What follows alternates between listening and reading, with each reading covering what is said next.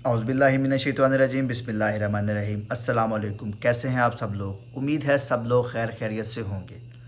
तो आज हम आपको बताएंगे इस रवां हफ्ते की कराची सऊदी एम्बेसी की और इस्लामाबाद सऊदी एम्बेसी की अपडेट।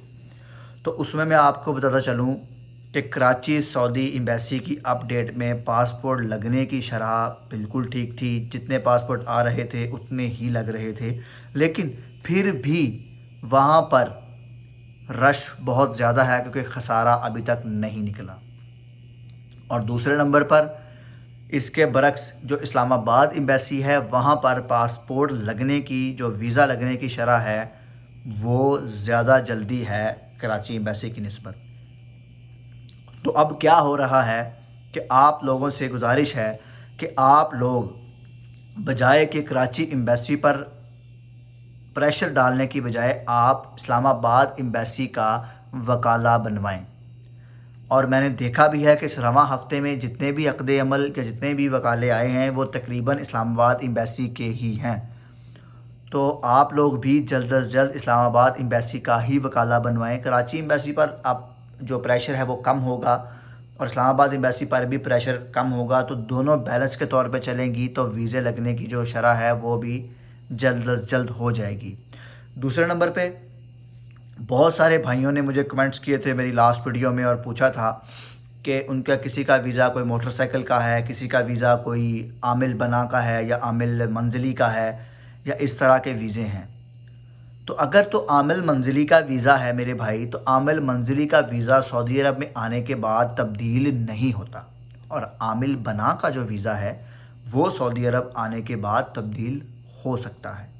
तो इसलिए ये दोनों में फ़र्क बताना भी आप लोगों को ज़रूरी है।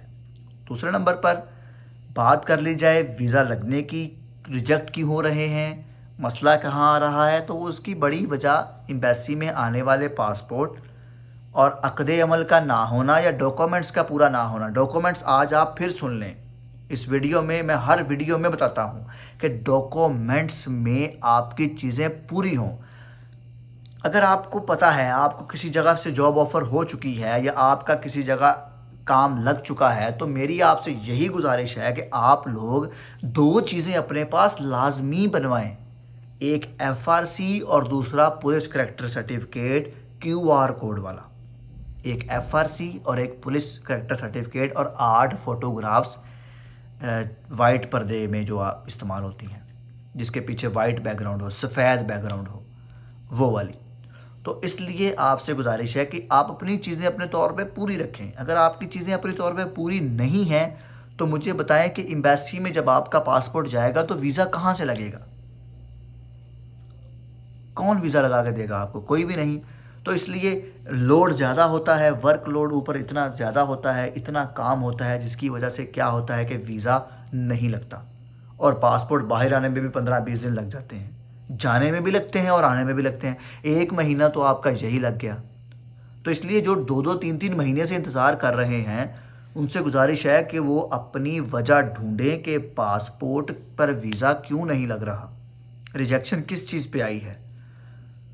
तो जिन भाइयों ने नीचे कमेंट किए थे मैंने उनका जवाब देने की कोशिश की है। अगर आप भाइयों को भी कमेंट करना है, जवाब चाहिए, तो आप मुझे लाजमी बताएं ताकि हम देख सकें कि आपका वीज़ा क्यों नहीं लगा।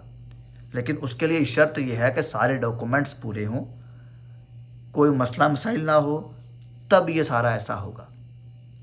तो रवां हफ्ते की सूरत हाल मैंने आपको बताई। अगर आपको मेरी वीडियो पसंद आई है तो आप इसको शेयर, लाइक और कमेंट ज़रूर करें और मेरे चैनल को सब्सक्राइब ज़रूर करें ताकि यहाँ पर आपको हर वीज़े की अपडेट मिलती रहे। और मेरी कोशिश है कि हम यहाँ पर दुबई का भी थोड़ा सा वीज़ों का प्रोसेस भी बताया करेंगे इंशाल्लाह। तो नेक्स्ट वीडियो में हम दोनों चीज़ों को साथ लेके चलेंगे। तो मिलते हैं नेक्स्ट वीडियो में, तब तक के लिए अल्लाह हामी व नासिर।